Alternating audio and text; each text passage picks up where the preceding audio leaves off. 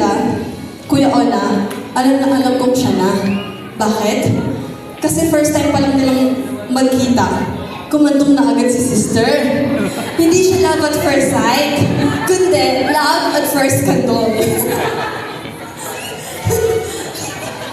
Totoo yan. Sabi ko, ito na to, wala nang atrasan to, kasi usually torpe-torpe muna, di ba? Pero si ate, kalma agad eh. Ay, si pastor lang yun.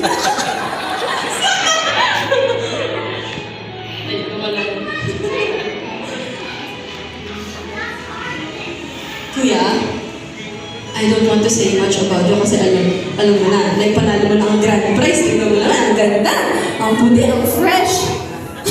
Kaso nga, big challenge din. Kuya, I admire the way you love